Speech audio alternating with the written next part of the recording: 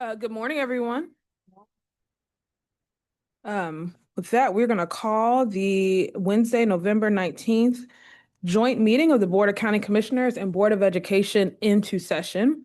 At this time, we wish to extend a warm welcome to everyone who's joining us. We've got a full house in person as well as folks who are joining us virtually. The interpreters for today are Consuelo Nordan and Karen Reyes. Thank you all for taking the time to join us. As we get started on our agenda, I do want to take a moment and acknowledge what's happening in our community. We know there were several reports of border agents that were seen in our community yesterday who detained, abducted folks from our community. There is fear. We know that it's throughout our community as our residents are trying to navigate what to do and how to operate. These are our neighbors, these are community members, these are our friends. I'm grateful for so many people in Durham who stood up, who are volunteering, who are going out and making sure people are okay. But we cannot start this meeting without acknowledging the fear that's in our community today.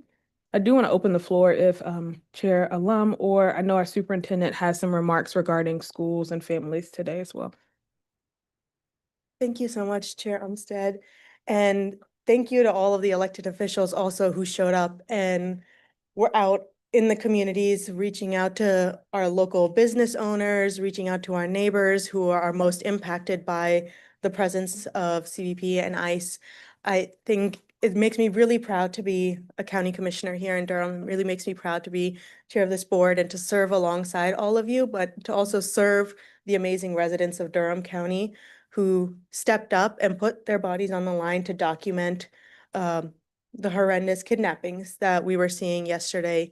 And I want our residents to know that they continue to have rights, that if somebody shows up to your home and says they're Customs and Border Patrol or ICE, unless they show you a signed warrant from a judge, you do not have to let them into your home. Or your business, yeah, if it's on private business. And also you do not have to, and you should not sign anything without speaking to a lawyer. Thank you both so much. I'll definitely echo those comments, but I just want to take a moment to reassure and speak to our families who face difficult decisions, whether to send their children to school or not. Again, we do have protocols in place to keep all of our students and staff safe from visitors. We have protocols that visitors must follow. It doesn't matter who you are, what role you play. State, local, federal, you must still follow the same rules and guidelines. And so we do have protocols in place. I know the concern is ICE showing up at schools. We have specific protocols in place to be responsive should that happen. Also, again, families are battling, do I send my kid to school, but also concerned about, the attendance law and not being penalized in that manner. Please know that if you are concerned about that, our schools have already received guidance to support you in that way. And so just reach out to your school as you do with any absence. And we have mechanisms in place under these circumstances that we can support our families. Similarly, if you families or students are experiencing any type of anxiousness or uneasiness, please know that we have trained professional counselors, social workers at our schools that are willing and ready to assist when asked and when needed. So again, we do want to honor and recognize the heavy weight that it is playing on our community, and so appreciative of our community as a whole that have just come together to wrap our arms around our students and families. Thank you.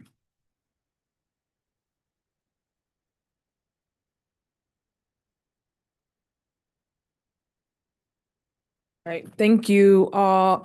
It's a scary time in our community, but Durham shows up every single time we're faced with a challenge. So I know we will continue to show up for students, for families, for our neighbors, for our community members. So we are going to go ahead and get started with the rest of our meeting. We have agenda review and approval. Madam Chair, move to approve the agenda as it stands. Second. It's been moved by Vice Chair Rogers and seconded by Chair Alum that we approve the agenda as is. Any discussion? All those in favor say aye. Aye. Any opposed, please use the same sign. It passes unanimously. The next item on our agenda is the approval of meeting minutes from August 12th, 2025. Move approval. Second. Excuse me, it's been moved by Vice Chair Lee and seconded by Board Member Byer that we approve the minutes from August 12, 2025. Is there any other discussion? All those in favor say aye. Aye. Any opposed, please use the same sign. It passes unanimously. The next item on our agenda is DPS Capital Improvement Planning Process. And the County Capital Improvement Planning Process. So we'll hear both from Durham Public Schools first, followed by the county.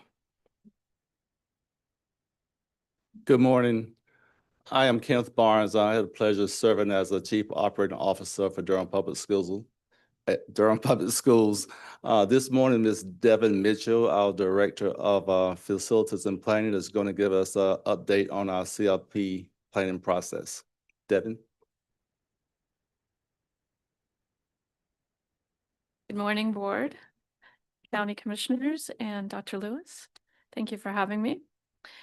All right, so today we would like to have a look at where we stand with our capital improvement plan. We've been working through the development of the plan, and while the process is still ongoing and relatively early, I do think we have an opportunity to share some highlights from our task force, to share some findings that we have thus far, how that relates to our financial need, and also share just some overall goals that we have as part of the capital improvement plan. Next slide. The last time that we met, we talked about the history, the current state, a possible future state for all of our district facilities. We talked about a significant financial need that our district has for aging facilities and infrastructure. We talked about goals for the future, and we also talked about where we might be headed in our plan. And so with that, I have about 15 slides today to share with you. I want to just remind everyone and kind of put a frame around the why of our ask. I want to speak a bit about the process thus far, talk about some of the challenges that we have as a district, what our prioritization list is at this point, and the remaining timeline that we have to get to our capital improvement plan. Next slide. Okay, so the best way to predict the future is to create it. We know when we set goals low, reaching greatness can be difficult. We need to set our goals appropriately.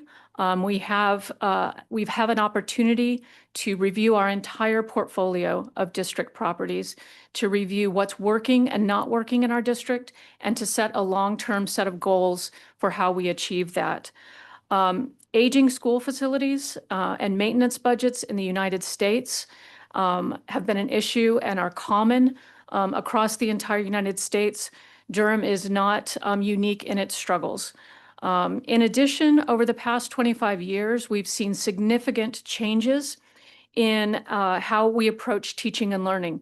And we have asked our facilities to respond to that. We've asked old buildings to try to deal with new ways of learning, learning that is not necessarily focused at the front of the classroom, that involves collaboration and a new variety of spaces in order to be effective. Thus, when we talk about aging facilities, part of what we're talking about is the ability of facilities to not be nimble to address learning today, in addition to the financial need that we have for maintenance and repairs. I also spoke last time about the importance as a district of moving from a state that is reactive to proactive with our facilities. And part of that is building the plan. We have a phenomenal maintenance team. They deal with challenges every day. And a lot of these challenges are related to our aging facilities. They keep things going, they figure it out. But we do have a critical state for many of our facilities, much of our infrastructure, HVAC systems, mechanical, electrical, and plumbing related issues. So that is what this capital plan is designed to address, and to address the future of teaching and learning. Next slide, please. The why. the why of the bond. And I touched on this last time. I just want to frame the topic. So many of our school buildings are 75 plus years old. The average age of a school in our district is around 60 years old. And while in the history of buildings, we have buildings that can withstand 100, 200, 300 years, a building that is 75 or 50 plus years old that has not been maintained well over time presents unique challenges.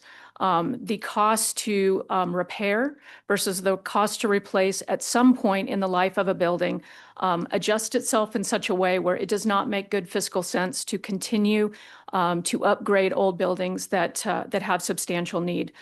When we spoke last time, we talked about the 2025 facilities condition assessment that the district did. In that assessment, there is an expressed need for $965 million just to bring our facilities up to a state that they're working and operating and functioning well. This does not include upgrades related to educational adequacy. This is simply to bring our buildings up to a state of functionality. We also have a priority towards an equity-minded path across all regions of the district. Over the past 25 years, we have brought new buildings online. We have conducted upgrades at facilities, but we have disparities between our schools. We have new schools and we have old schools.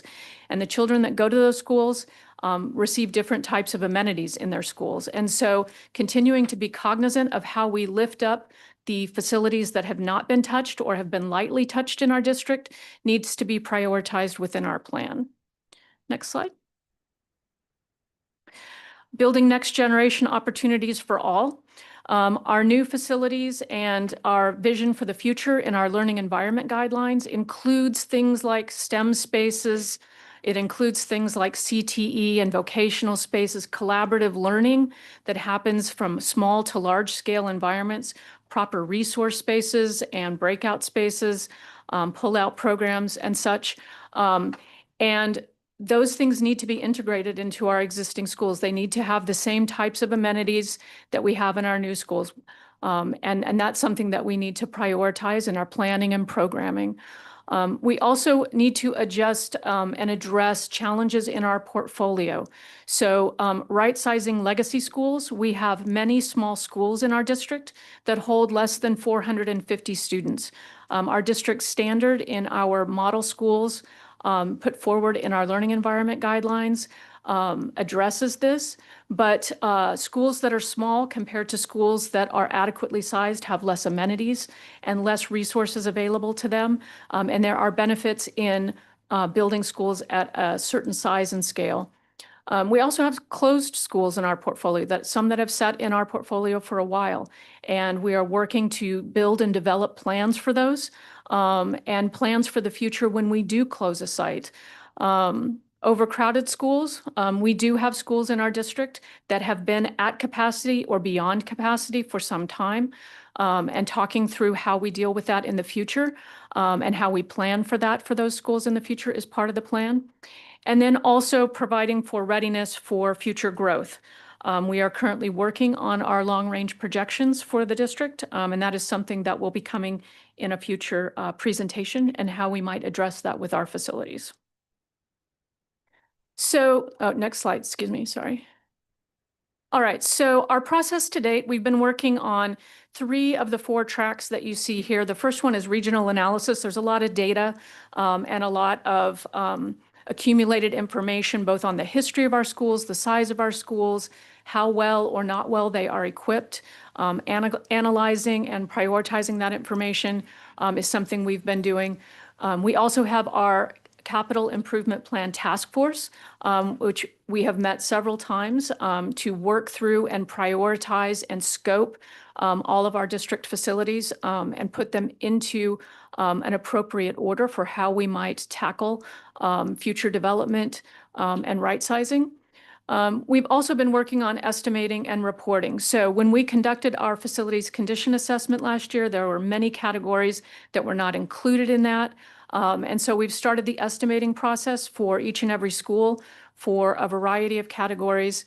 so that as we move through this, we're doing multiple tracks at multiple times to lift all of our information up at the same time.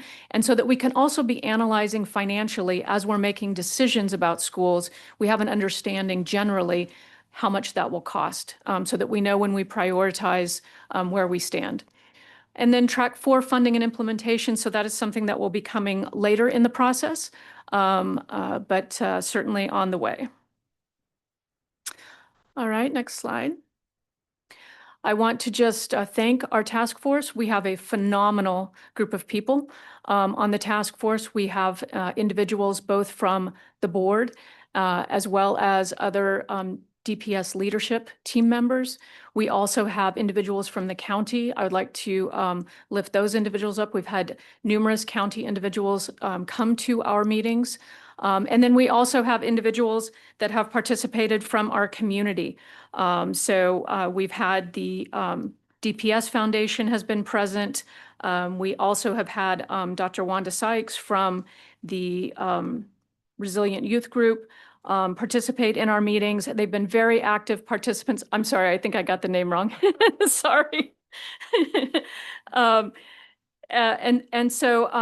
the task force as a group was created to represent a broad range of opinions, perspectives, voices, people with a variety of interests, individuals with deep history related to Durham.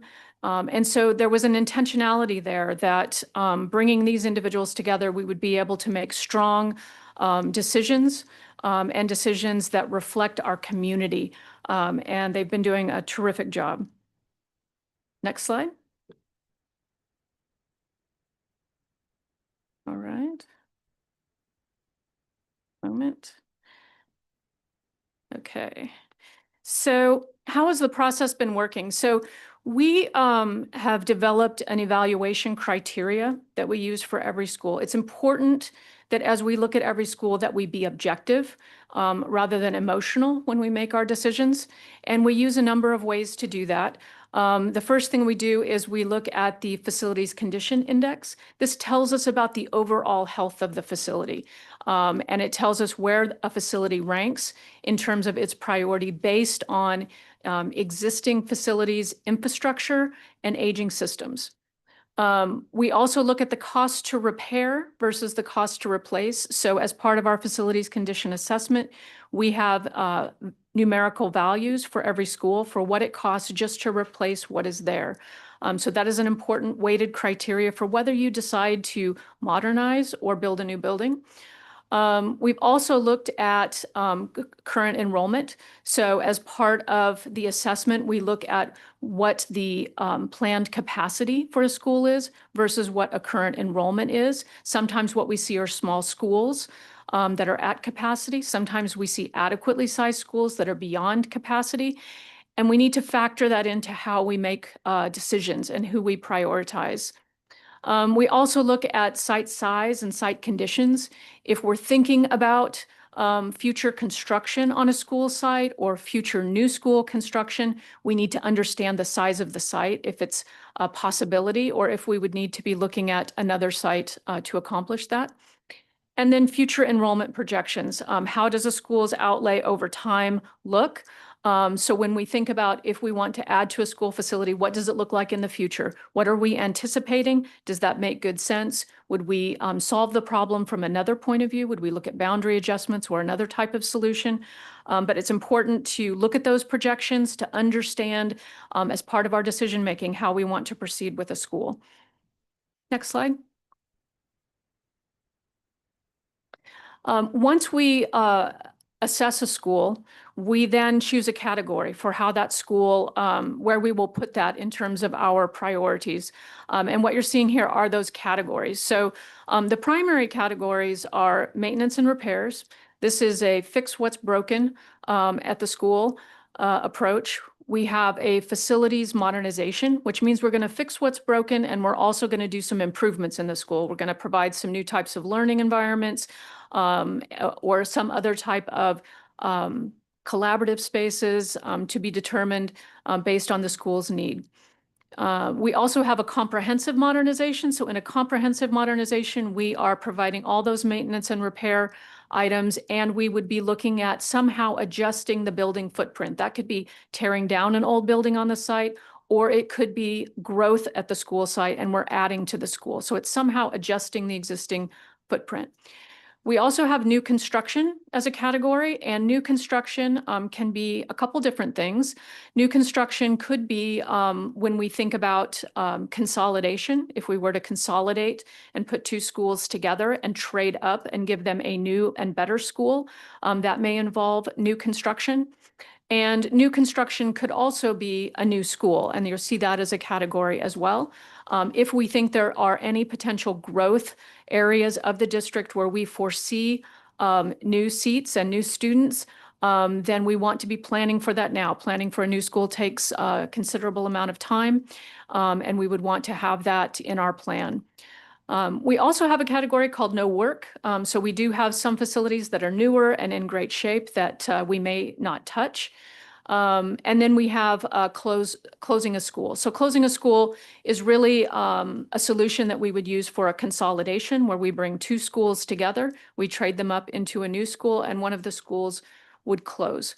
That is primarily thought about when we think about our small schools. Having schools that have under 300 students, under 400 students, are significantly undersized compared to other schools within the district. Next slide. So just to share some highlights from the task force. So some of the big items that we think about when we think about the organization of our bond, any investment that we look at needs to have a 20-year lifespan. So we do not want to be putting new things in old buildings that we have a plan that later on they may that we may change the school, we may put a new school in place. We need to be fiscally responsible. And so knowing that any choice that we made, it needs to have a 20-year lifespan to it. Maintenance and repair versus new construction. This was an interesting topic for the task force. So when we think about schools aging out, when we think about schools that have been touched multiple times, and still have very significant needs. So we have schools in our district that have had upgrades five plus times and still remain with very significant needs. So a lot of questions about what we do. And when we look at the cost to repair those today, is it still a sound decision is important. What we found, through conversation is that those schools that really rise to the top in terms of expenses to repair with multiple upgrades having been done, and schools that are 50, 60, 75 years old, one of the key choices of the task force is to replace those schools, to put a new school as a choice for those. And there are alternate plans if that's not available, but we do have a list of schools that there would be a preference to replace. The facilities condition index versus educational adequacy. So some of our schools have a high facilities condition index. They're not in great shape, but they do not have educational adequacy components tied to them. So in some instances, we may be doing a repair and really only giving a new coat of paint or some new furniture, but we do have a variety of things that sit in that maintenance and repair category. We also, from an educational adequacy point of view, when we look at those facility modernizations and the comprehensive modernizations, we do want to start to address disparities in our learning environments. So when we choose those schools, developing a plan for what we're going to touch is important. And we also had some response to the touch every school idea. So when we went out for our learning environment guidelines and facility condition assessment, one of the things we heard from the community was touch every school. And when we actually go through our investments, we do have schools that are in great shape. And because the need is so great, those priorities may fall to the bottom of the list, and really hitting the schools that have the greatest need first seems to make very good sense.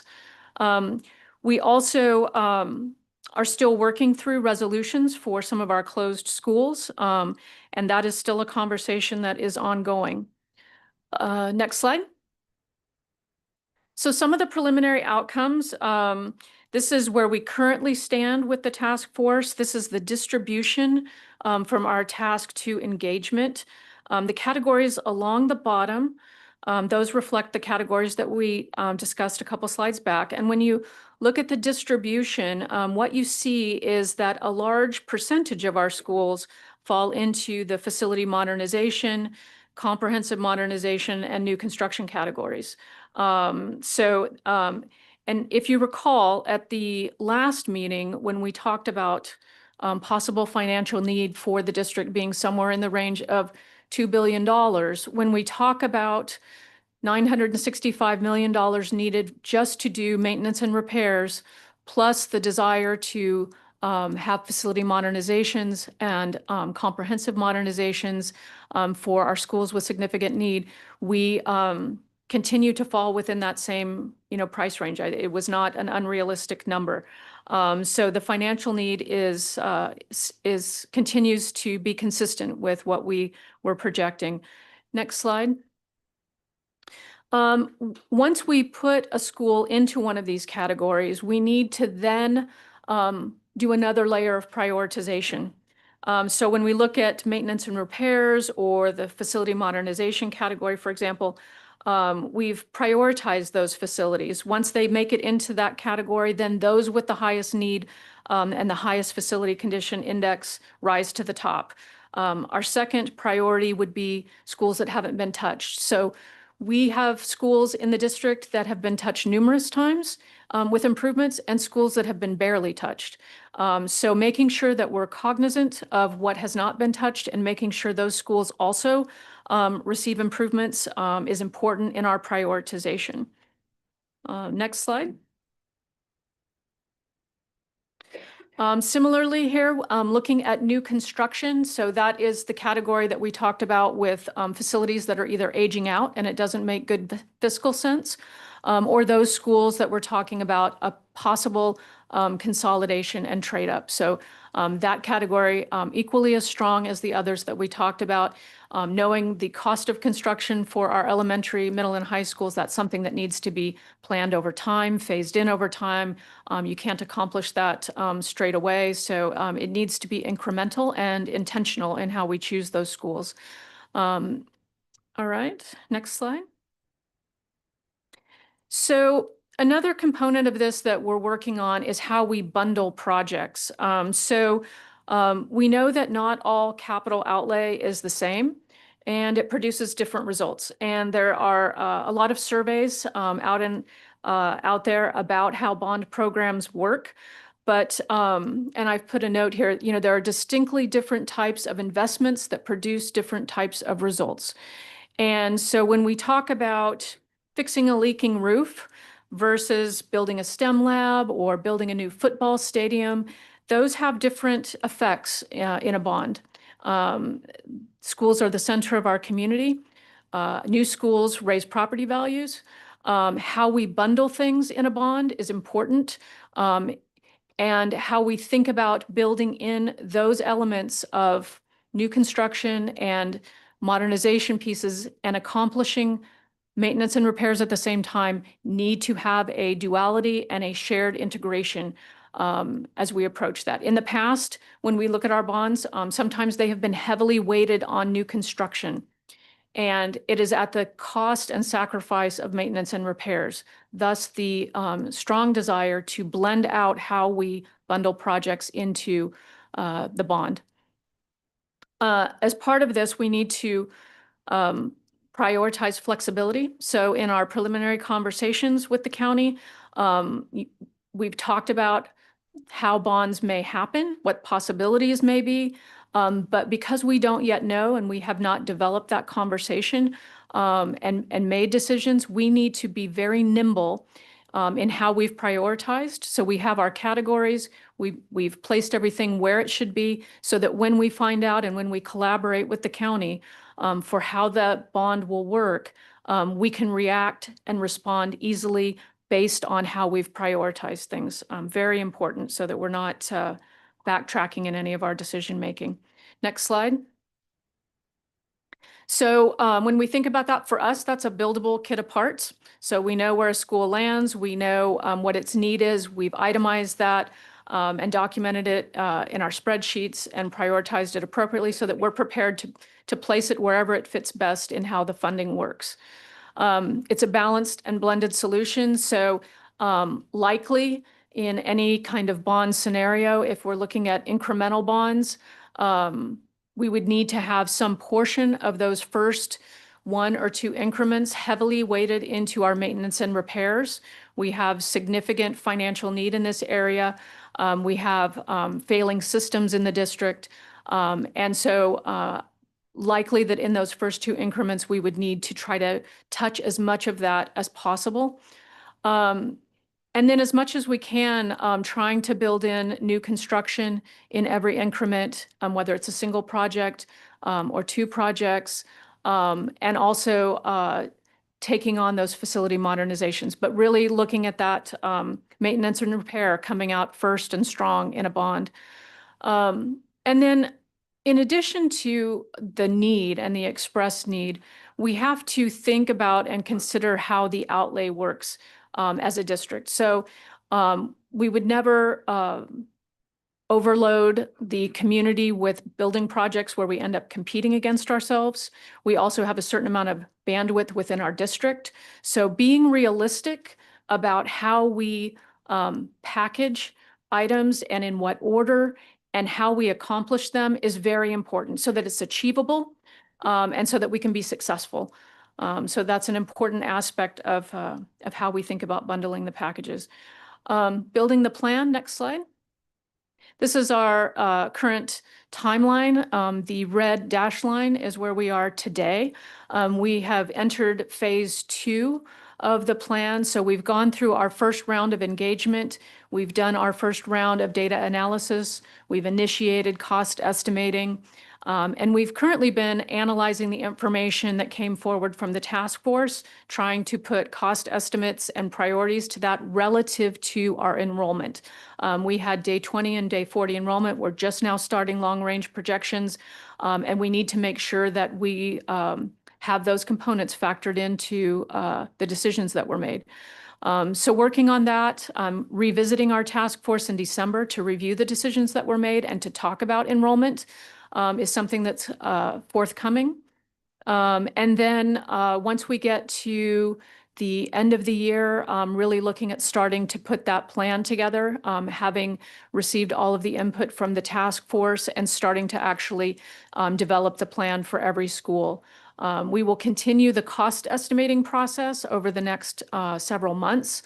It is incredibly important that we are as close to the numbers as possible. Sometimes in the past, we have had difficulties estimating. We want to estimate appropriately. We want to understand if a project is 5 years from now, that we have adequately provided escalation and contingencies and soft costs and all of the things that go into the cost of a facility, that those are wrapped into the project numbers.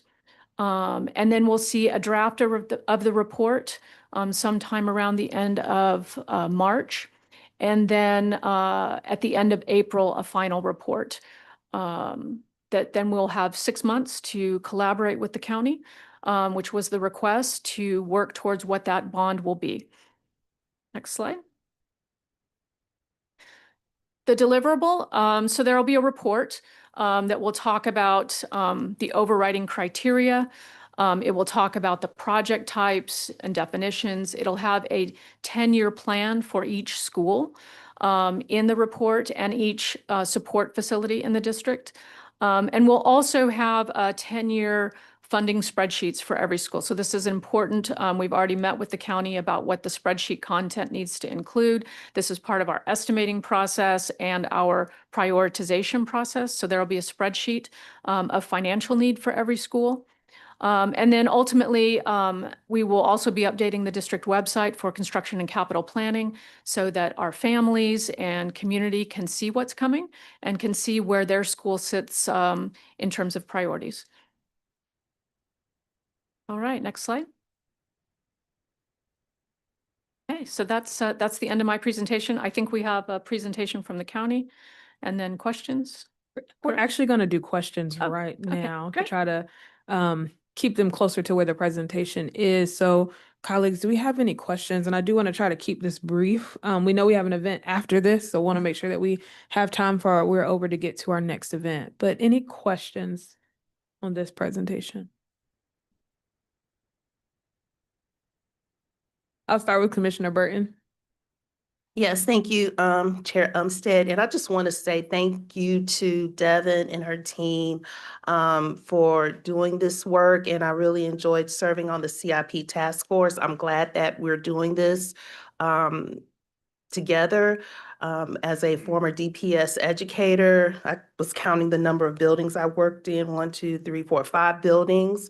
And, you know, walking through a lot of the buildings and seeing the conditions that we're really thinking strategically about how do we do capital projects and think strategically about them, because many of our buildings are in not great condition. And we want to make sure that our kids are learning in the best have the best learning conditions possible. So thank you, Devin. Thank you, Dr. Lewis, Mr. Barnes, and everybody who helped with this. So I'm looking forward to further discussions around how we can improve our buildings. Thank you. Thank you. Vice Chair Lee.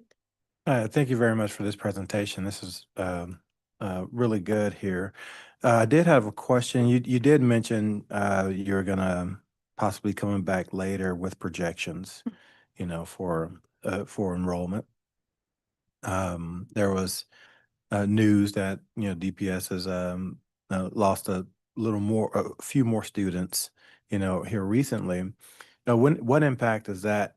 Well, do we know, you know, kind of some of the reasons for this immediate drop in enrollment, but what impact is that having on your planning for what we saw here today for a long run? But also, just really quickly, also on the on one of the slides, you had 5 you know, school year evaluation was 5 schools, you know, closed. What impact does that have on the amount that you would need?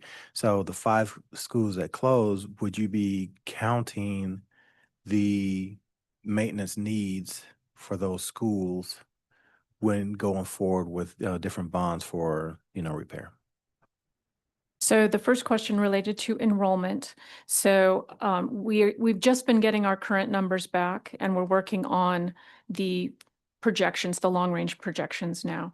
There are parts of the district where we have new development coming. And so we factor that in to make sure that those areas are adequately sized.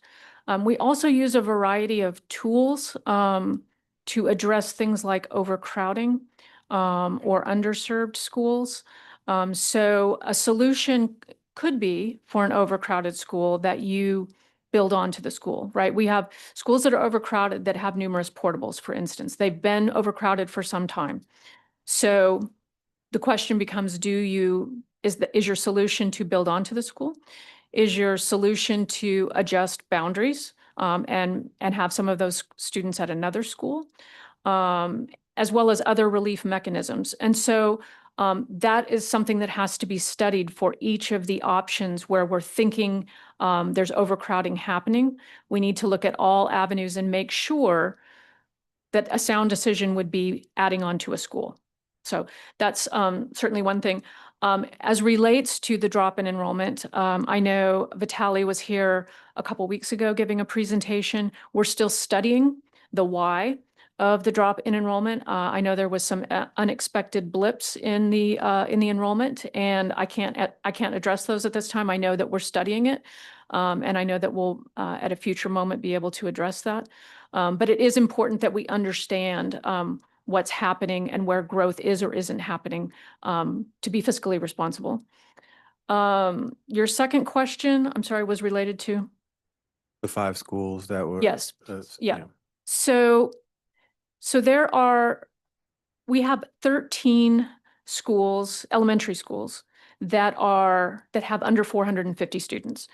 When you have a school that is under 450 students, you do not have the opportunity to have certain programs. You don't have collaboration spaces. You don't have some of the amenities that you have in a school that is adequately sized. Our elementary school goal is 700 to 800 students. Any new school that we would build would be 700 to 800 students. So where we have schools where it makes sense to consolidate, two schools that are very small, or one school that could absorb two small schools, those things can be possible. So when we think about closing one of those schools and consolidating, for us, that's something that we consider a trade up, right? Because if we're going to ask you to close your school, you should get something more, right? You should get all of the amenities for the relocation, right? You should get a properly sized school with everything that a school should have. So when we think about that type of consolidation, the school that is then left behind, that gets consolidated, we would need to have a plan for that. Whether that school gets reused as a community center, whether that school gets used as a pre-K center, each solution is different. Whether we would do all of the maintenance and repairs, which you asked, would be dependent on what the solution was for the site. Whether you sell the site, reuse the site, have a joint use, have a public-private partnership. So I don't think that we've developed it to that place yet. It's more, what is on the table for consolidation and trade up at this moment. Also, those schools that fall in that category, that is not something that can happen overnight, right? If you're talking about 5 consolidations, that's over many years. I don't think we would have the bandwidth because of all of our maintenance and repair needs to take on those projects first, take on all of those projects first. So I think it's something that is likely phased over time, and those decisions would be ongoing. Thank you very much. I'll just thank you for that question, Commissioner Lee. I'll just add, as it relates to the drop in enrollment, as we're still continuing to dig in to that, the rationale, the data that we did present, for example, our charter school enrollment increased by 600 and close to 650 students. In addition to that, we had our lowest birth rate since, I think, 2005, which yielded 150 less kindergartners that were enrolling in us. And then we had about over 360 Durham County families that took advantage of the opportunity scholarships. And so we add all those up, very similar to the drop in enrollment that we saw here in Durham Public Schools, but we'll still continue to dig into that data. Ms. Byer? Just want to thank Ms. Mitchell for leading this work and leading it so expertly. Thank Commissioner Burton for sharing her talents with this group, as well as my colleagues, Ms. Harold Goff and Mr. Tab. And thank the manager for sharing some of her staff. They have been incredibly valuable in these conversations as we have wrestled with tough things and will continue to wrestle with tough things like unpopular things like considering consolidation of schools that have deep meaning and deep love within this community. Want to also lift up the community's goals for sustainability and climate as we move forward. I know we'll be hearing a lot of that in the coming months, and the need for office space and especially for a lot of our Hamlin Road facilities, things that are not necessarily popular to talk about, but also need to be upfitted so that we have staff that are not in 30-year-old trailers working like your team. And I wanted to ask Manager Haggard if the timeline that was presented is amenable to you and your team. Are we on the right timeline on this really complicated work on your side of the table? That's a great question. Capital planning is always tricky. And when you overlay the timing of desiring a bond referendum, that also can present additional opportunities to revisit how fast you move and the pace in which it's moved. There are some components we would recommend pulling out earlier. And we have a 10-year capital plan that was last updated in 2022. And so it spans 10 years. And right now we do have a placeholder for a bond referendum in 2026. So as we model how much debt we can afford for all organizations that are funded by the county. We go through that process of looking at what they need, and then we refresh it out seems like sometimes almost every year, we may have to, in this current climate, do some adjustments. So the timeline sounds good, where I would say, as I was listening, we would need to think about the level, if we were to move forward, that we may consider for a referendum, which has to be in the context of all of the county's debt.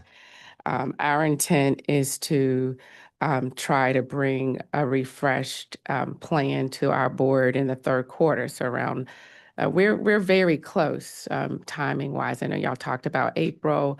We're looking at February, March, but we can have some preliminary numbers, and with our team being on the on the committee, we can make those things work.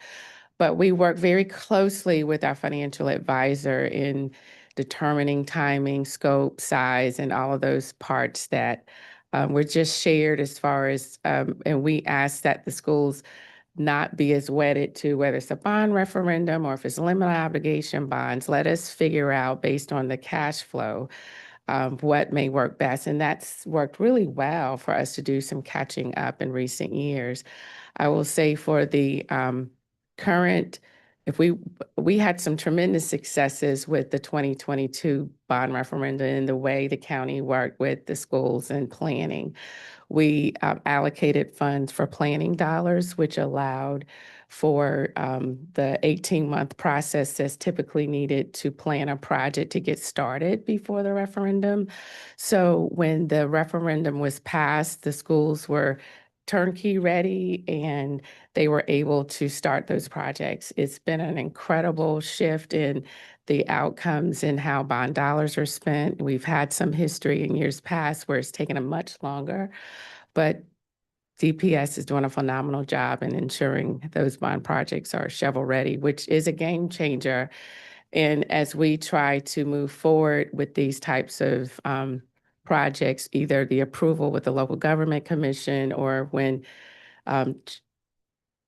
talking with rating agencies, this changed approach gives us great credibility when we're saying we need to spend X amount of dollars and this is our strategies in doing it. I know there was a long answer to your question, but some of the remarks I would have given a little bit later as far as the context of how we collectively do that work. I would say from a planning perspective, if it is something that we move forward with, in the next several months, some determination on the county of, in working with our financial advisor, what amount can we afford for a referendum? We don't have to dictate specifically what's included, but we do need to think sizing as we start going through that process. We would need to, if we do decide to move forward with a referendum, speak with the local government commission. Those conversations would start as early as April. We would need to do a market assessment to test the market to see what's the appetite of our residents to support a referendum. And we typically would start those reviews in the spring, working towards trying to finalize all the steps we have to do if we move forward with a referendum. All those steps would need to be finished by June, but it's a very detailed process that many of you have been through. So, but that's a great question. Again, probably a little longer answer than you anticipated. All right. You can go ahead. Wrap this up. Oh, I had a question. No, I raised my hand. Thank you, Chair Umstead. I had also a question. We had talked about this like previously. I remember about just the overall infrastructure and capacity, and I'm wondering, is there like a goal that DPS or nationally that exists around how close, like within how many miles do we want an elementary school to be to a family? How many miles within like, to a middle school, for a high school, so that we know, like, especially as we're seeing all the growth of all the new developments coming up in Durham, do we have schools closely? And also not just about the closeness to families, but also, our resident bus driver, Vice Chair Dr. Lee will know this better, of what is the most efficient or like best practice for distance to be able to have efficient bus routes. Of like, if you have families even further out than this point, then it's harder to keep an efficient bus route going. So recently we had the Growing Together. And Growing Together was designed to provide within each of the 5 regions of the district access to similar programs, for everyone to have access to programs. When we're talking about students walking to school and the closeness of a student to a school, the first thing is choice, right? So we've given choice. Some students will pursue that pathway. Other families will pursue other school options. I would need to check with others in terms of the questions about bus routing and distance and all of that. That is not my area of expertise, but it's certainly something that we can come back with and share with you. I think I'm sure that information is available, but it's not. I wouldn't be the expert to speak to it. So we can certainly do that at a future meeting. Thank you. Thank you for Appreciate it. lifting that Yeah, up. I think it feeds into this broader context of just how is our infrastructure of services and Yes. resources that we provide, not just with schools, but as we have new homes built and new families moving into Durham, will they have schools? Will Yeah. there be police officers like capacity? Will there be sheriff's capacity, EMS, all of that mapped out with our growth? Commissioner Burton. I'm going to make this real quick. You may have said it in your presentation, but I know you said it when we were out on the task force about DPIs, parameters around how large an elementary school should be, a middle school should be, a high school should be, because I know with the 5 schools, many of those schools were former city schools. They were built in the 50s and 60s at a different time. So if you could just repeat that for the Sure. listening audience. So DPI sets a standard for the physical size of a site that a school sits on. And they're different for elementary, middle, and high school. I believe elementary school minimum is 10.9 acres. Middle school is somewhere around 20 acres. High school somewhere around 30 acres. We have several schools within the district portfolio that were either city or county schools that sit in communities, but oftentimes they sit on a small site. We would call these impacted schools because they don't have the characteristics and properties that we need to make a school successful today. So for instance, we have schools where we do not have staff parking on site, where we have buses queuing out in the street, where we have handicap parking in the street, where we don't have adequately sized play areas, and other resources that you would see when you have an adequately sized site. So part of the challenge on these small schools is that you can't really expand those schools. If you were to consolidate, you wouldn't be able to consolidate on a small school site because it's already impacted. It can't take additional footprint. In many instances, these are in housing, communities. They're not areas where we would even think about building up if we had to, building a 2-story building in a residential community. But because of their size, there's many reasons why they would not make good sense as future school sites. So thinking about how we address those and what we do with those sites and how we would reuse those sites is an important part of the conversation. Thank you, everyone, for this really important and timely conversation. I just want to lift up something that Ms. Byer said, and I didn't necessarily hear throughout the presentation, but around facilities for our staff and where staff are in Durham Public Schools. I hope that we're not leaving that out as we're thinking about the bond measures, because we know we have folks who are in buildings that students have left, right? We build a new building because students left there because of the condition. So how do we make sure we're taking care of the people and the students within our community? It's a very challenging conversation because the need is so great in our schools. We have analyzed all of our administrative buildings. They have all been assessed with a facilities condition assessment. We did speak about those in our task force work sessions. I didn't speak about them today just because the need is so great in the schools, but we are certainly factoring those into the plan. There will be a plan for those, and we'll have to, find a way to integrate them into the process. But many of our support facilities are in great need as well. Absolutely. Yeah. Thank you, Ms. Mitchell. You're welcome. All right, we'll transition now to the next presentation, the county's capital improvement planning. We do just want to allow, we have 20 minutes on the Okay. calendar for. I will be doing the presentation. Our STAR budget director, Keith Lane, he could not join us. He had a conflict today. And I have a few slides, but we'll go through quite quickly, and I'm covering both operating and capital. A lot of the capital highlights I shared a moment ago. We had a very involved conversation with our financial advisor in November, Doug Carter with Deck Associates, and setting the framework on how we move forward with our capital planning, which is the foundation, that fiscal component of it. And those documents are in your materials. We also included in your materials a document that we shared with the board in October. Each work session, we are giving updates on our operating budget, as this is a quite unique season in which we're in, and with lots of ebbs and flows, especially around the fiscal and impacts from the federal and state policies. So that October update is in your materials.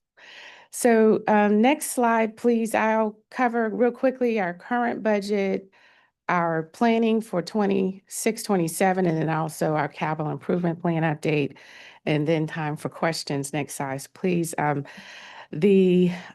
Specifically, if you go to the next slide, we'll delve a little bit about the 24, 25 highlights, where we landed, and then some federal and state policy shifts and revenue highlights and expenditure highlights. Next slide, please.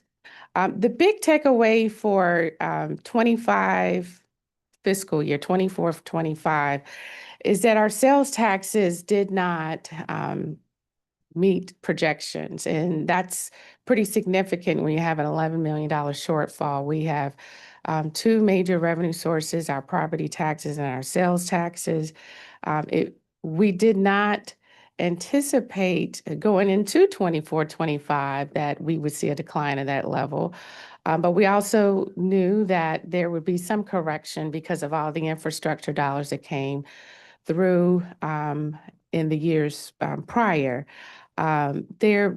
Because we adjusted downward our sales tax numbers, we did rely a little bit less on our fund balance, because although we project to appropriate fund balance, the goal is not to use it, because you're hoping that you over collect your revenues and then you underspend expenditures, and that had been our history.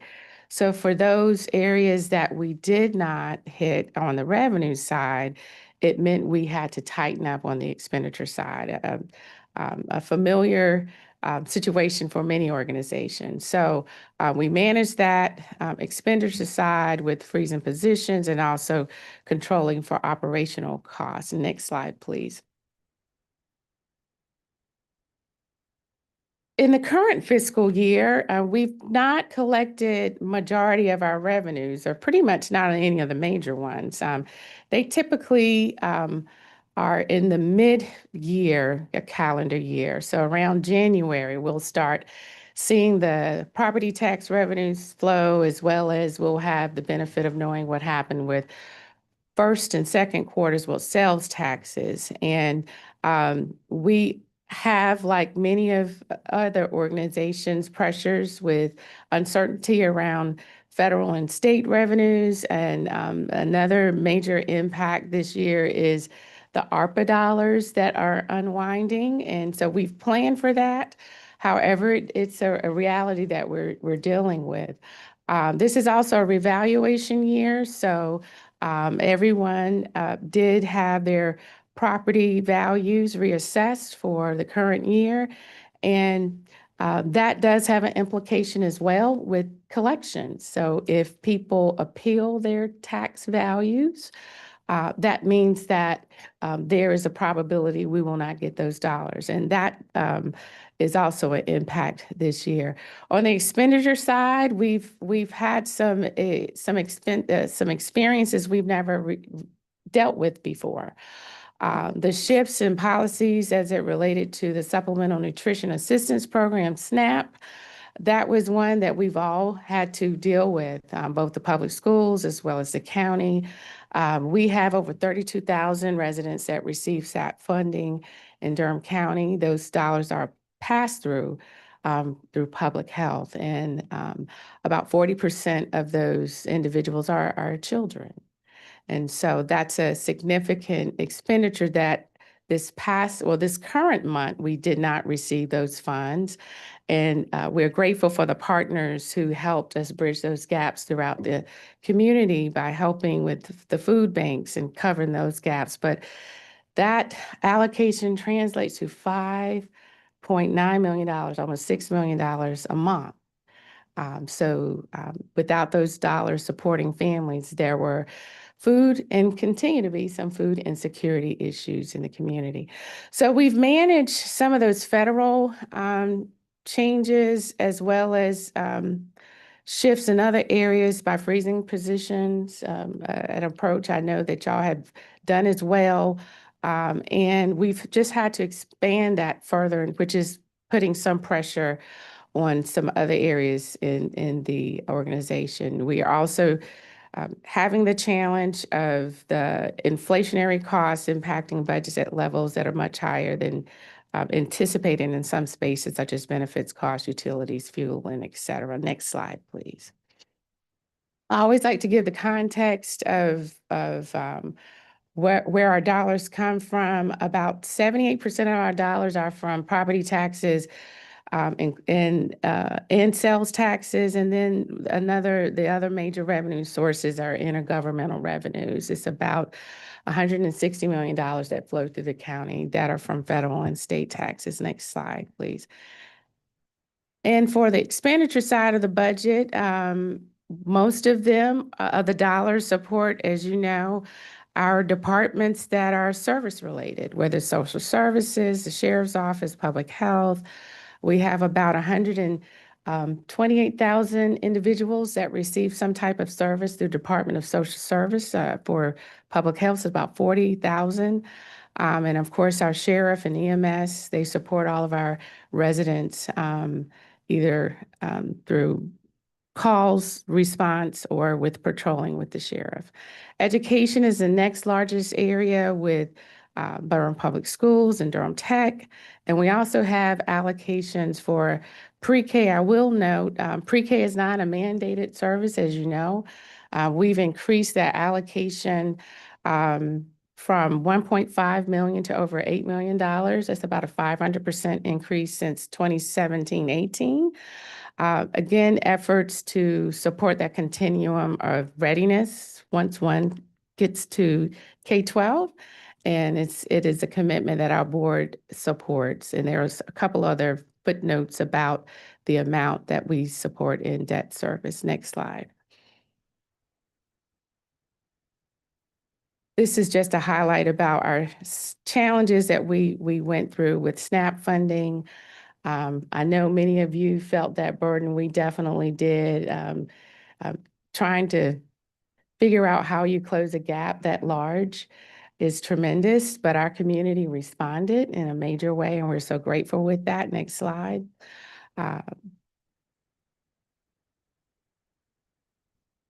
This link is on our website for those who may need services. I know many of you have assisted in our efforts with awareness campaigns, and so just always, again, like to elevate those areas where we can support our community. Next slide.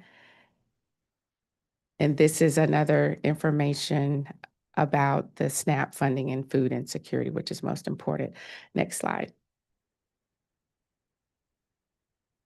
We'll talk a little about the sales tax pressures again, only because it's such a major revenue source, and not surprised that there are shifts in the spending level because there was such a high growth factor in sales taxes. Overall, we are, if you were to look at our growth from, which is the slide I'll show soon, over the past 10 years, we've grown exponentially. So we're grateful for those of you who shop in Durham or shop online, and it's delivered to Durham. So please keep spending your money. But there, you will see it on the next slide that there have been shifts, and you can go to the next slide, please, of in those patterns. And so again, where we were in 2015-16, we were at 172 million in sales tax revenue dollars.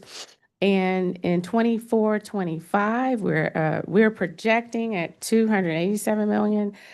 And although it is an overall increase, it's flattened out. And so when that happens, that means we either have to control spending, or it puts more pressure on our property taxes. And the challenge with sales taxes and the opportunity with sales taxes is that a considerable amount of our debt service is covered with sales tax revenues.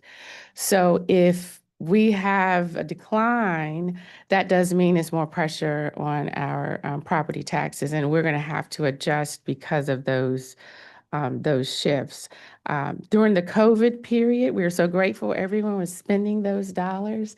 But now I think folks are realizing I may have spent, I have enough in my closet, and it's leveling out. So again, we're not surprised the leveling out is happening, but it is something from a budget management perspective we have to plan for. Next slide, please. And we'll talk about the 26-27 budget development. We'll go to the next slide. All county-funded departments and entities receiving recurring dollars will go under a review of their base budgets. During the budget process, we will continue that review through 26-27. We started this last year as policy shifts happened in the federal level last fiscal year. There have been pressures that we just are not able to cover with our existing funding stream. We're evaluating budgets to determine, is it a general statute requirement? Is it a local mandate? Is it a Board of Commissioners priority? And we're hopeful that as we get towards February, January timeframe, our revenue outlook will appear better than what we're seeing right now in some areas. But if not, we want to make sure we are organized in a way that if we have to do shifts, we are able to do them in a thoughtful manner that can protect those areas that we're required to do and mandated to do. We're also undergoing operational assessments, and we will continue to benchmark service costs. These are things that we always do, but we're doing it at a more increased level.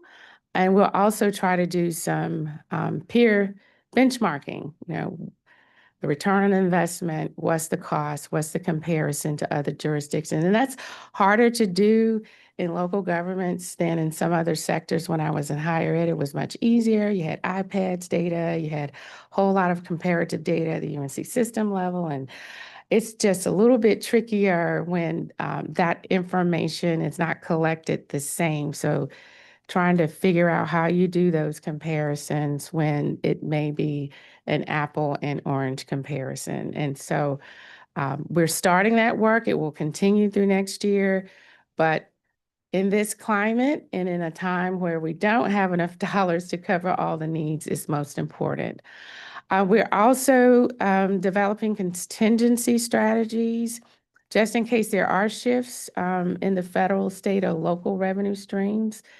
This year, one of our programs that had been in place for almost 28 years in our nutritional education program, our DINE program, which partnered with Durham Public Schools, that funding was ended and we lost $1 million from the federal government. It was a SNAP program.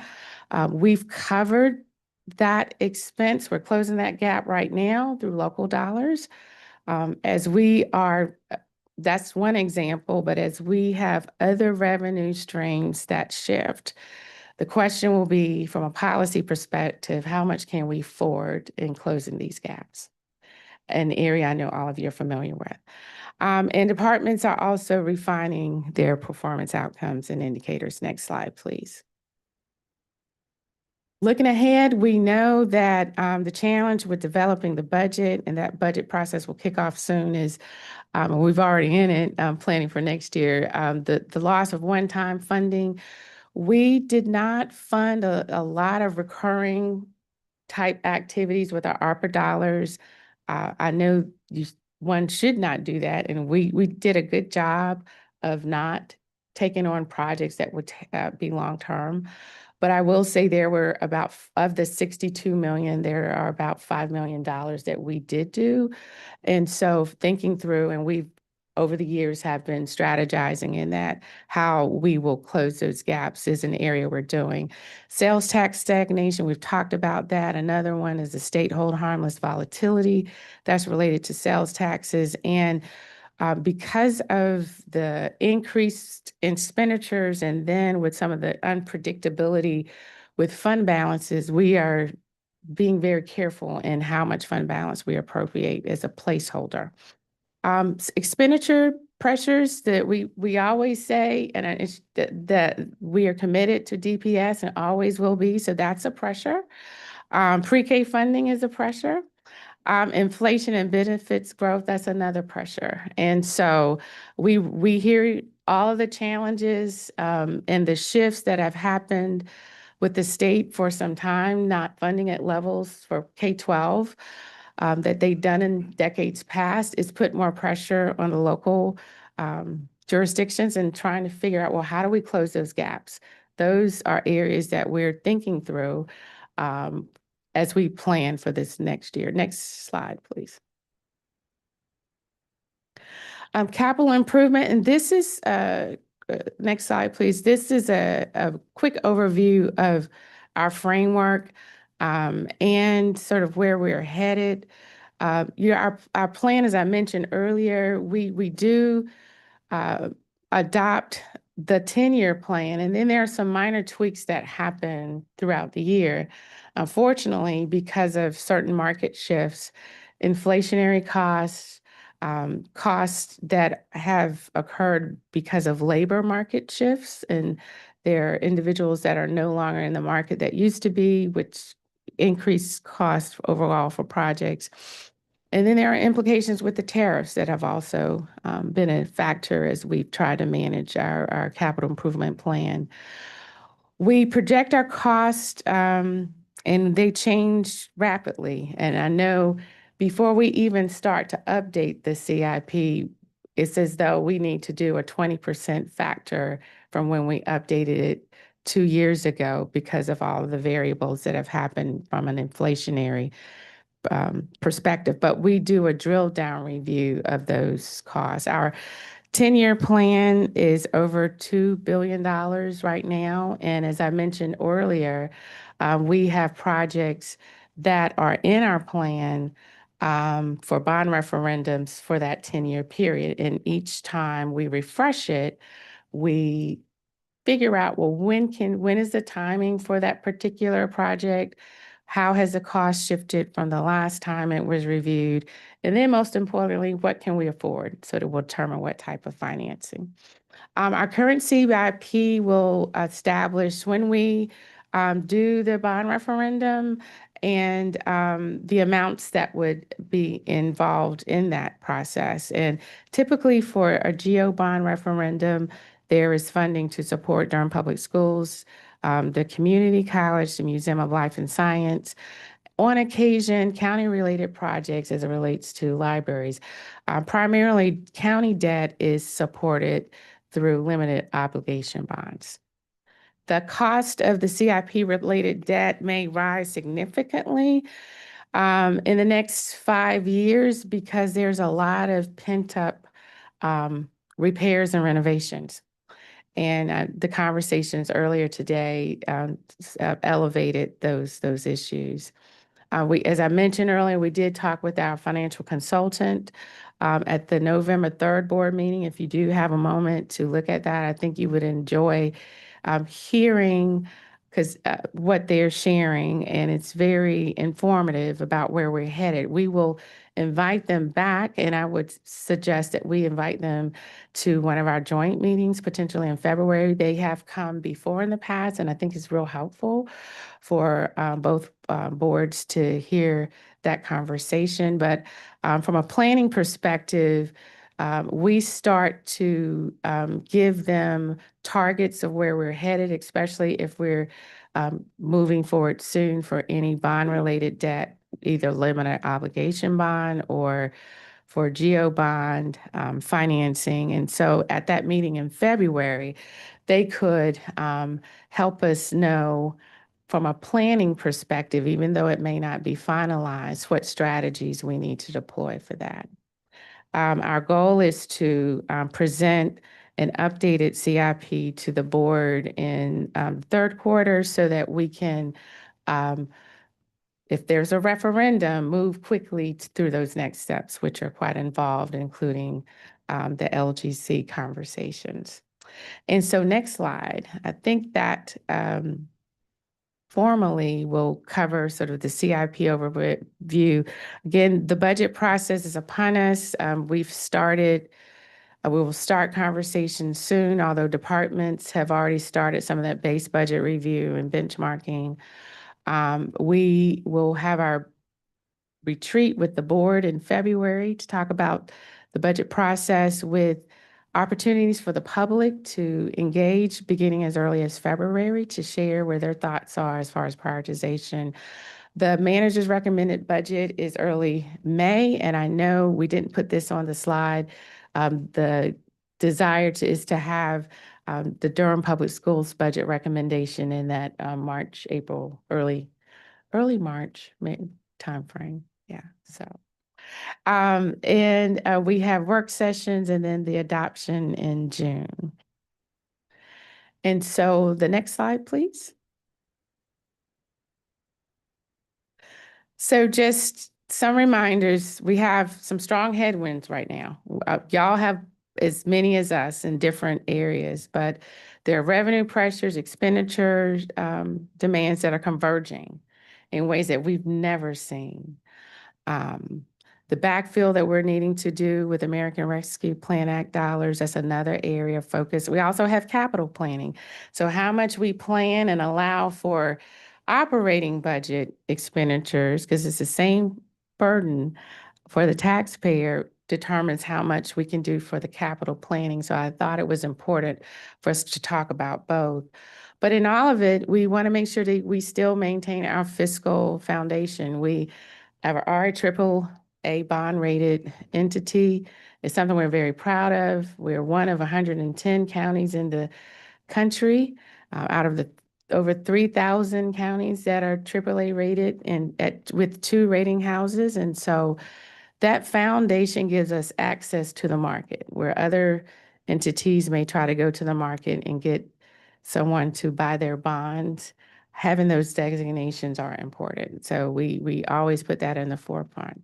The state and federal policy shifts are real, they're now, and they are a challenge. And so managing that headwind is quite tough. And collectively, we are all getting through it. We talked about the stagnating revenue growth, but all of it just is a need for us to continue to do thoughtful planning in how we do our work and how we collaborate with each other as we address all these community goals.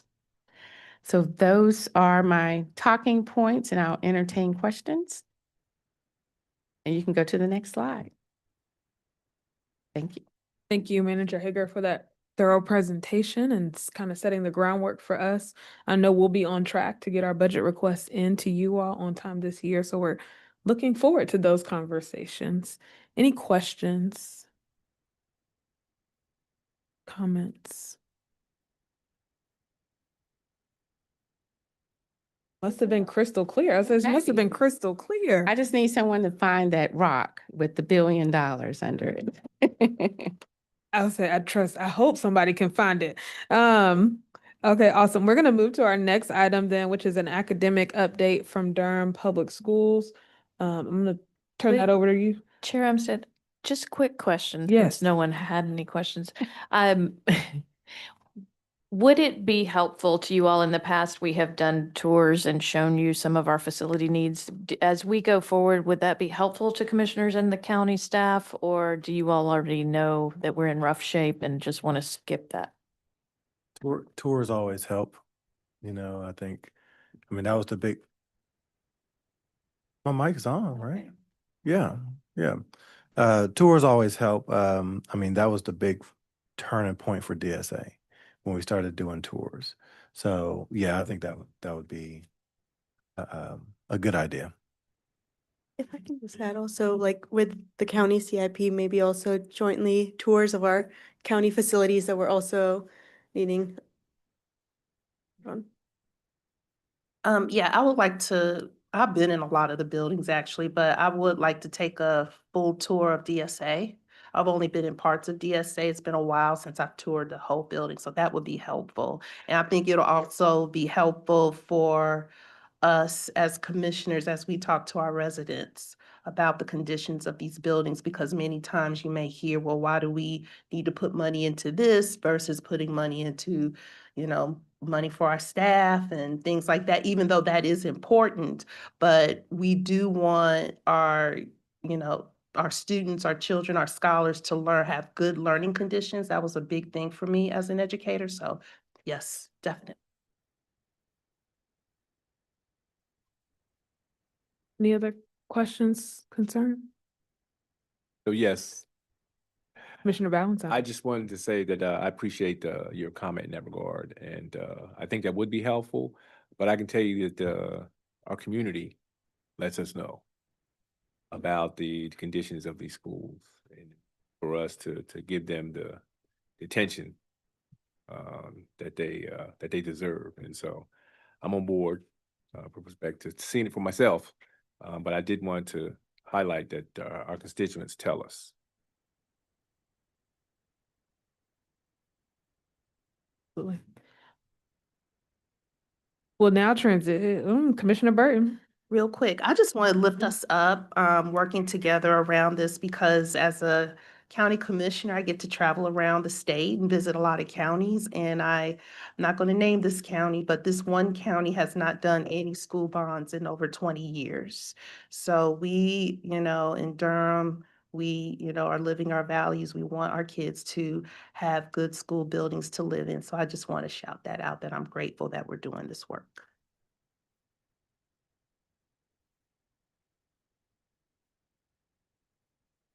All right, any other comments? Okay, we'll transition now to Dr. King for an update on the academics. Dr. King. Good morning, joint board members. We appreciate an opportunity to come before you this morning and share some information specifically around school academics. This morning, we are going to invite to the stage Dr. Al Royster, our Executive Director for Research and Accountability, who will provide you with information about our school's academic performance from last year, particularly focused on performance of schools as it relates to the North Carolina School Accountability Program. Dr. Royster.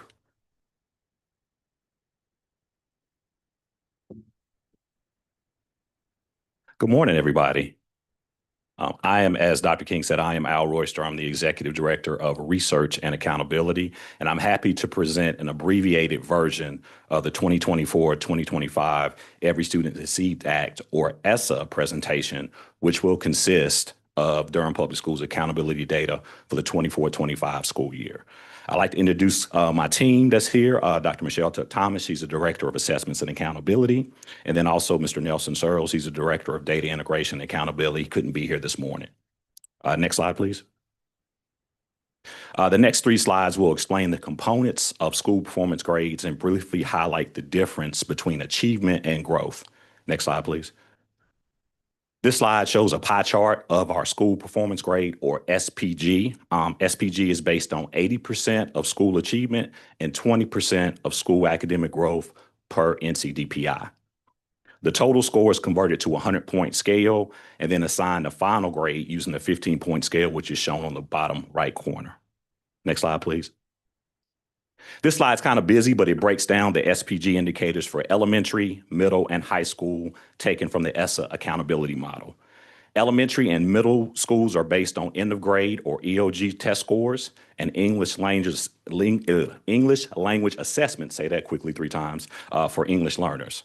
High school SPG includes end of course or EOC tests, ACT, work keys or AWA scores, 4-year graduation cohort rate, and assessments for English learners.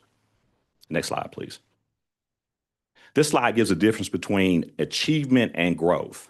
So on the left side, there's a brief explanation of achievement. Achievement measures how students perform 1 point on time on an assessment, and that's level 3 and above.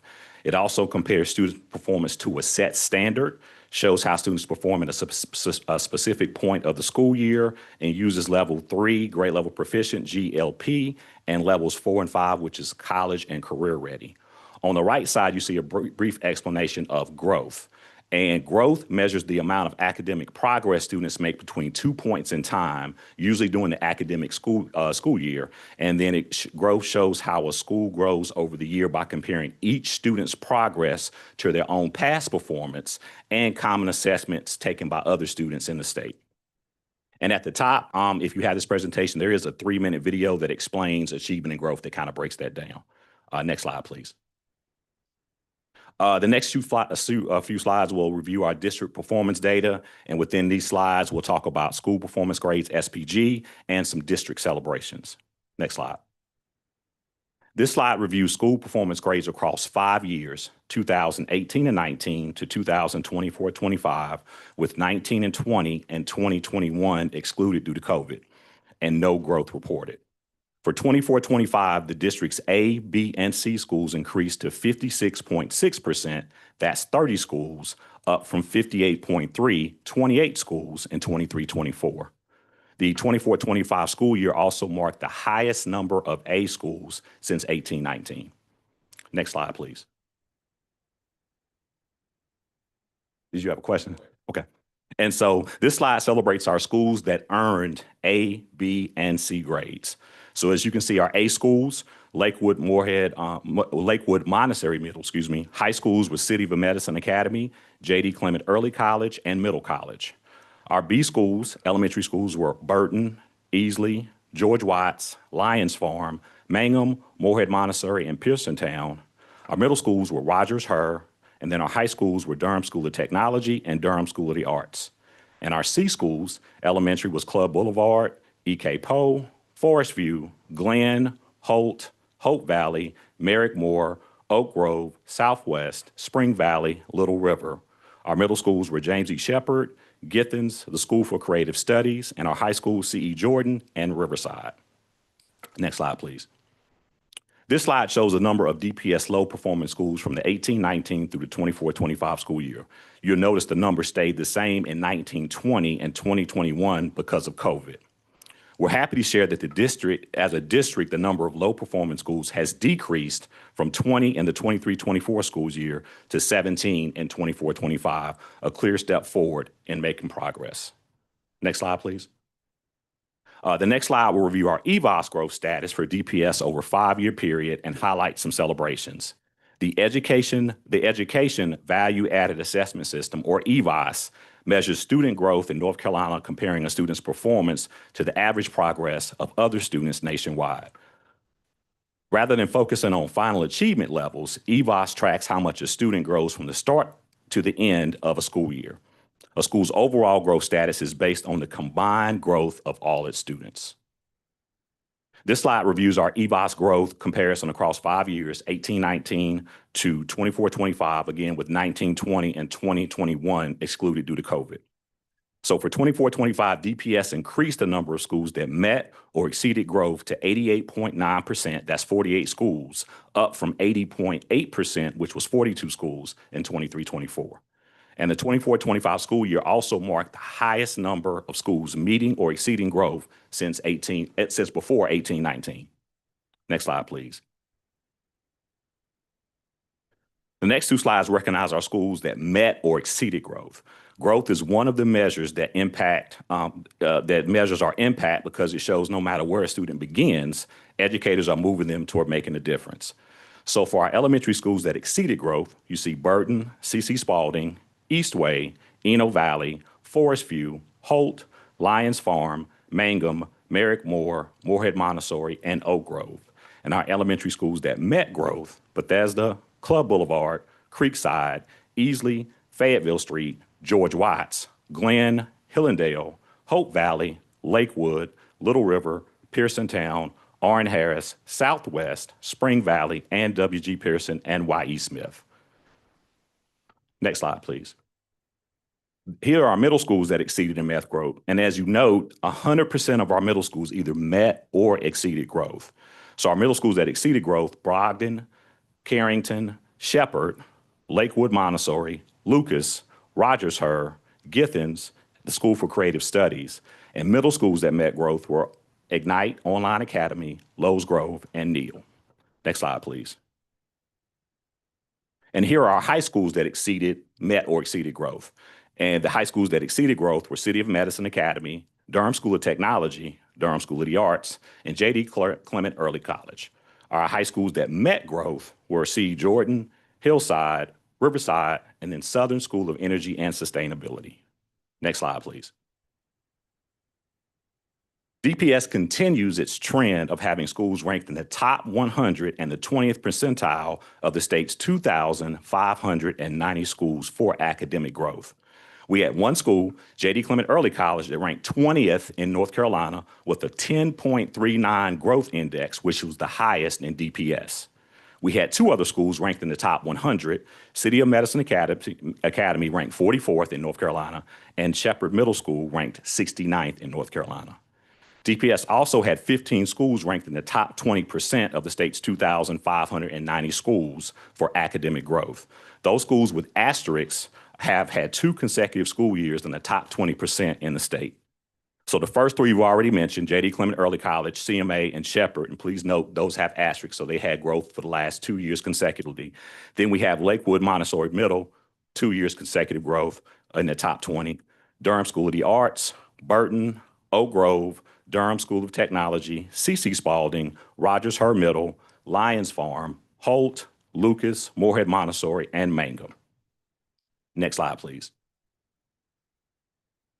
This slide highlights DPS statewide ranking of schools meeting or exceeding growth. DPS placed in the top 10, number 9 among all districts, with our district being the largest school system in the top 10. Next slide, please. It gets better. This slide highlights how DPS ranked among the 12 largest districts in North Carolina with schools meeting or exceeding growth. DPS placed first with 88.9%. And if you look at the number, I know it's small, but yeah, you can clap. And the number in parentheses in front of the school district is where the district ranked in the state with meeting or exceeding growth. Next slide, please. This slide highlights how DPS compared with Durham charter schools in meeting or exceeding growth.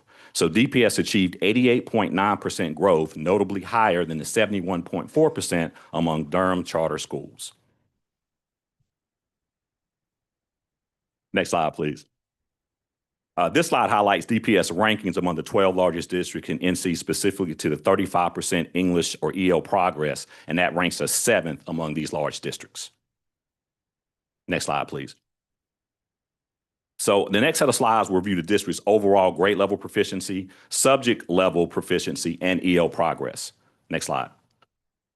So the slide reviews this district's overall grade level proficiency, or GLP, which includes all end of grade or EOC and end of course EOC tests over 6 school years from 18-19 to last year 24-25, excluding 19-20 due to COVID.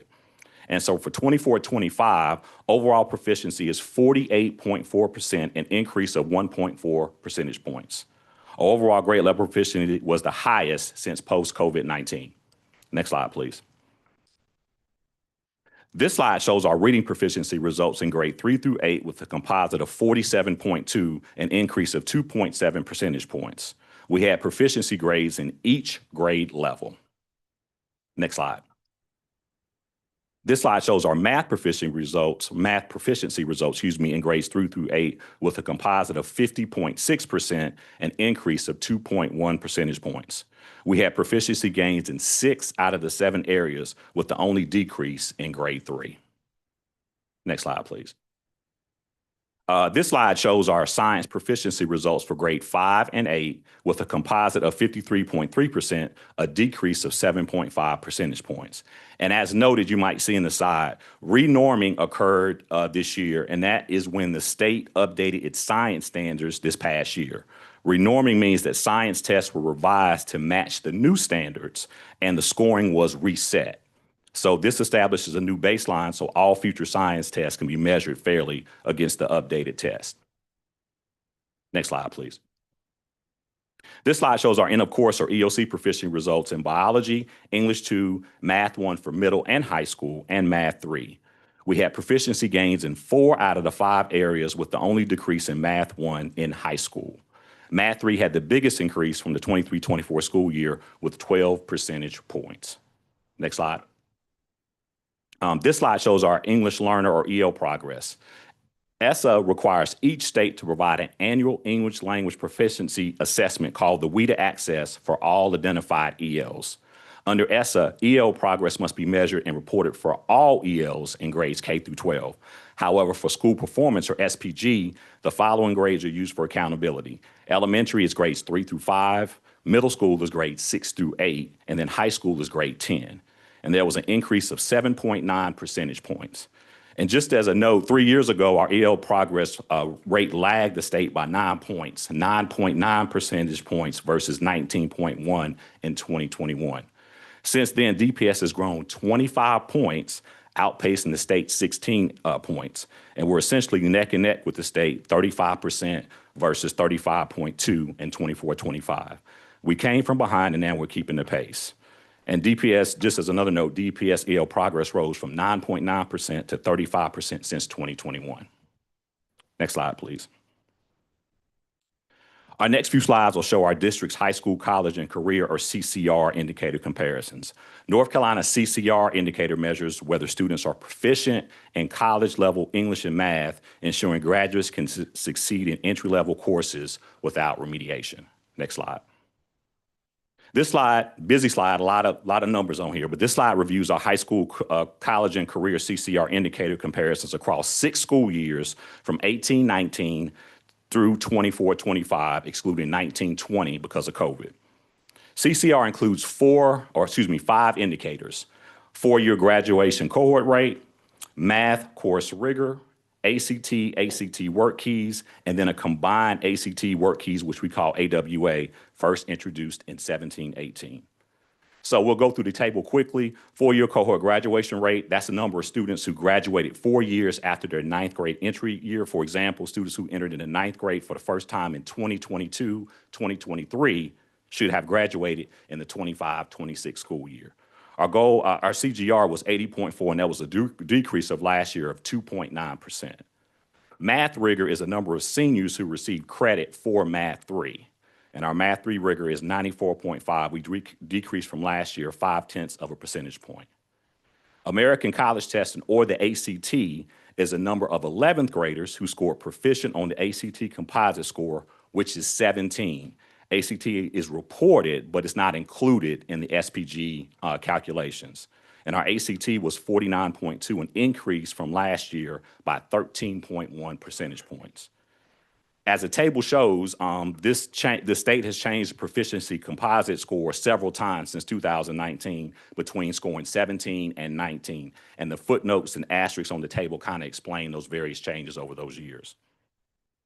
And the ACT work keys is the number of CTE concentrators who earn a silver or better on a work keys assessment. Work keys is like ACT work keys is reported, but not included alone in SPG calculations. Our ACT work keys was 56.7, a decrease of last year from 4.7, a decrease of 4.7 percentage points. So a little tricky. The last last row is ACT and ACT work keys, AWA, which that is included in SPG calculations. So that what that means is SPG calculations uses either the ACT or the ACT work keys. So if a student scores 17 or better, or they gain a silver on the certificate, they'll use either one of those for SPG calculations. And our AWA was 45.3, which is a decrease from last year at 3.3 percentage points. Next slide, please. So this slide gives information about DPS advanced placement or our AP score report. This data is not officially a part of ESSA accountability data, but we wanted to share because it does relate to college and career readiness indicators. So among the celebrations for DPS 2025 score reports, there was an increase of 240 exams taken, a 5-year high with a 6% increase in qualifying exams.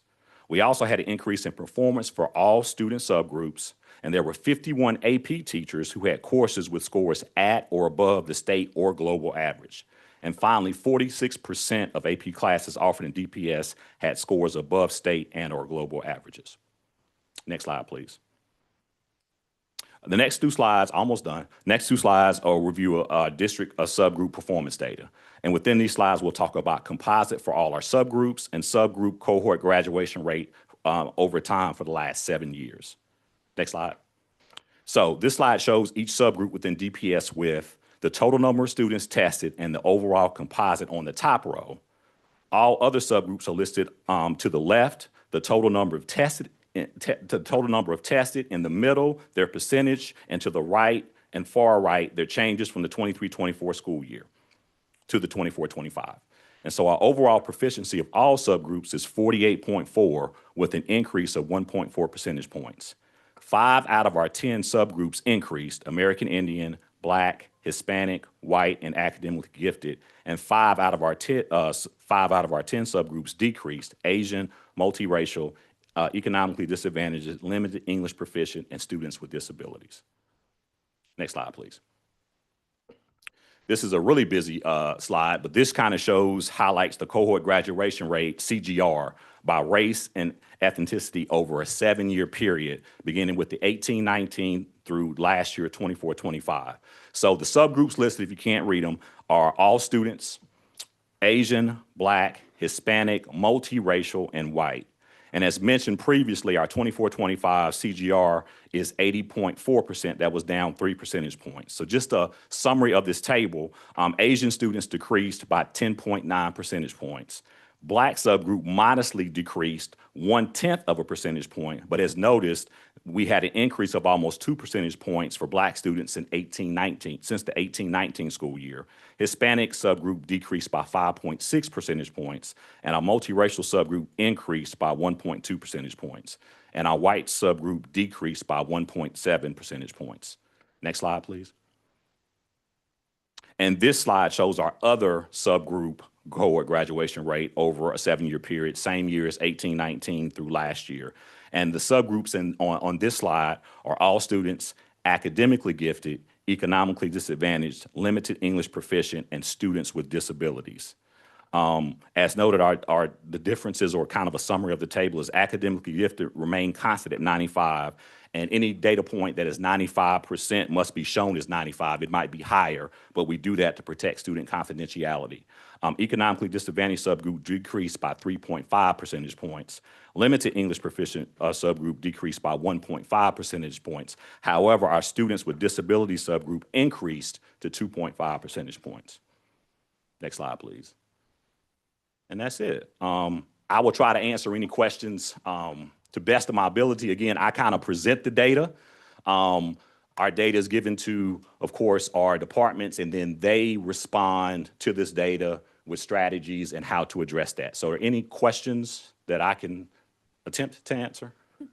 Thank you, Dr. Worcester, for that presentation and for going through so much of that really important data with us. Questions. We also have Dr. King here as well can talk more about the academic portion. Commissioner Burton.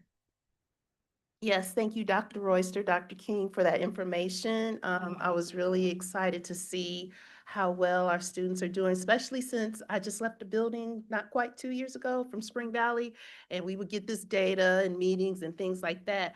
I think one of my, I don't want to say it's a concern, but, and like you said, you may not know the answer to this, thinking about where some of our more marginalized students struggle, particularly with, I was looking at the, um, you know, rates and things. Is it with reading? Is it with math? Is it both? And then how can we go about getting them the help and support that they need to be successful in those areas? I'll start it off and I'll let Dr. King jump in. I think with reading and math, you can see we're up in most of our areas, and we're up overall proficiency. In terms of strategies, you want to take that, Dr. King? Once an educator, always an educator, right? Yeah. So I think at risk of sounding a little bit general, our focus really this year has been on refining the work that we do. We have a number of specific focuses that we are establishing for all of our students that we feel like are going to focus them on practice that will allow us to maximize student achievement, right? So we are looking at things like specifically ensuring that all of our schools are using our district-wide approved resources. So, obviously, and as you all know, we have a set of district-wide resources that we have vetted and adopted as a district. We vet them for the purpose of making sure that they are resources that we feel like can deliver the kind of instruction that can help us deliver the kind of instruction that we need to provide to students in order to make sure that they achieve. A key then for us is making sure that the clear expectation across all schools is that our staff members will use those resources when providing that instruction, right? As opposed to sometimes veering away from those resources to those things that, that they may find elsewhere. Another piece of the work that we're doing is really focusing on providing more access, or at least helping our principals find more time to spend in classrooms so that they are doing a more focused job of looking at and providing specific feedback to our administrators around the instruction that they're seeing in classrooms. We've implemented a district-wide instructional practices walkthrough, which outlines the kinds of specific look-fors that we want to see in our classrooms in terms of the structure of lessons, what's included in lessons, how students are provided information, what those lessons look like, and those things are specifically aligned to best practice, so that students are put in the best possible position to achieve. And specifically around that, we're focused on a set of instructional practices that we know that research has made clear are effective for all students in all settings, in all subject areas, right? And really trying to work with our staff members around making sure that they receive training around using those strategies. Specifically this year, we're focused on explicit teaching and making sure that we are doing that in every classroom and every opportunity that we provide. And I think what's important to remember about that is we're focusing on that in a general way because we believe that the use of high quality resources and the use of high quality research-driven, research-proven instructional strategies will garner higher student achievement in all subject areas, right? Not just reading, not just math, but across the board. So that's what our focus has been this year. And I appreciate you, Dr. King and Dr. Royster. And I just want to also add, because DPS comes to the commissioners, the Board of Commissioners, to give a report about how students are doing, I would like for us to somehow get some of these charter schools to come before the commissioners to tell how they're doing, because those are our residents, those are our youngest residents, and they need to be held accountable for how our kids are doing. So I appreciate this. Thank you so much. Can I go ahead and reserve a front row seat? for that one? 2 of those, Doc. All right, Commissioner, Chair Lum. Mr. King's expression got me frazzled, but no, I love that idea. Thank you so much, Commissioner Burton. I think that's brilliant. That we should definitely, because that's Durham residents' taxpayer dollars that are also going to those schools, and they should be able to hear from them about the performance. I was wondering if there, in addition to just like the school reading, is there any way to track like if particular schools have had like an increase in school counselors, that maybe of how that contributed to improvement for the students, or if another school had like other programs or resources within the school that aren't directly like just the educational piece, but the whole support system that could measure or that could contribute to that growth. So that way we know also like it's a holistic practice to help our kids. So I like that idea. And what I know board members are thinking, I know what Dr. King is going to say, and that is that I always shy away from making those kinds of direct connections if we have not had folks into our schools to do the kind of structured research we need to do in order to make that actual determination, right? Because there are so many pieces that impact school improvement or schools' failure to necessarily improve in a given time. I do think, though, and I think what's important is that what we are focusing on is trying to normalize and make sure we're clear about, what we're providing in all schools. And in fact, one of the things that I've just sitting at the table working on is guidance to our staff about the kinds of priorities and values we want to drive our staffing allocations as we move forward, because many of those things we recognize have not been adjusted in a few years and don't necessarily reflect the reality of our schools now.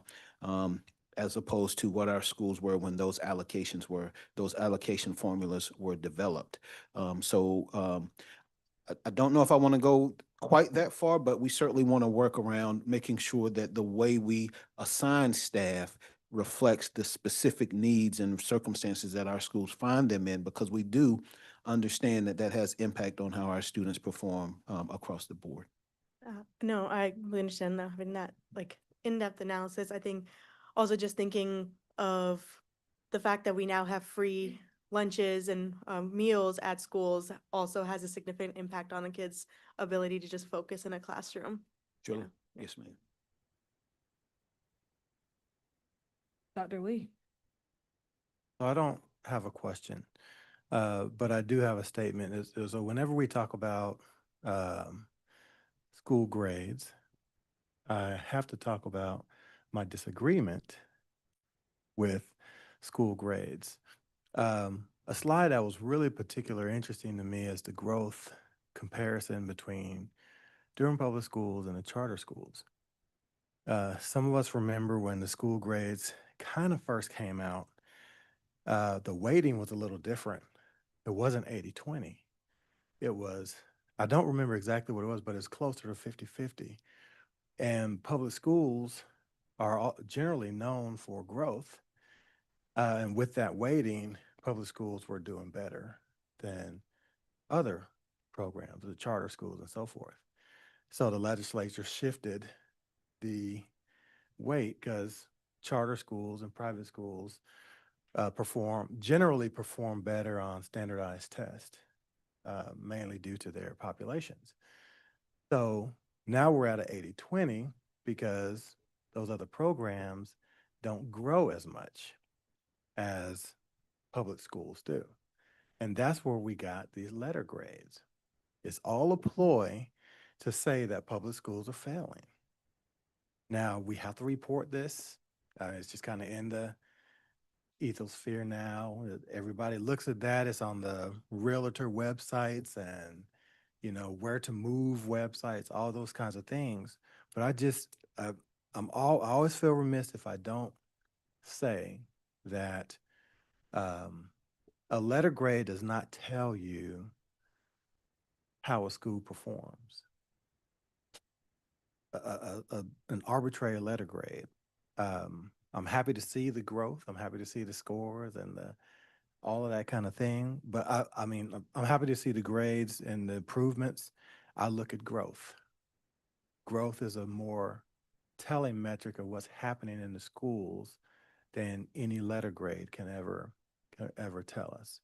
So, like I've said before to all the millions of people watching, go into your schools. When you're transitioning into Durham Public Schools, go into your schools. Don't just drive by and say that's a good school or that's not a good school. Go into them. let your children go into them, and it'll make a big difference. Thanks.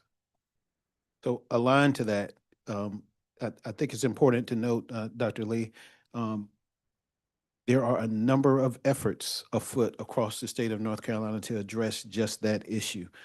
Just before I transitioned to Durham Public Schools, I served on a statewide committee where we looked at just that issue. And made some recommendations to the General Assembly about that shift. Those recommendations obviously were not accepted. There is another effort, and I think it is one of the priorities that our new state superintendent has established to review and revise the accountability system, specifically around adjusting the balance between growth and proficiency. And so what I would share is that, it is always appropriate for folks who agree with your sentiment, that they could share that concern with their legislatures, because that information and those recommendations will be coming back to our legislature in due time. And so it would be helpful for folks to let their legislators know that they appreciate a review or a revision of the balance between proficiency and growth in terms of our state accountability system. Thank you all. I'm gonna move us forward. I do want to note that Thank you. Thank you, Chair Umstead. We did present this to the board, but I do want to share that in this space as well. The state assigns a different accountability system to our alternative schools. Lakeview and Durham Performing Learning Arts Center, both of those schools achieved an excelling and succeeding rating as well. So I just wanted to highlight the work of our staff and students at our alternative schools as well. All means all.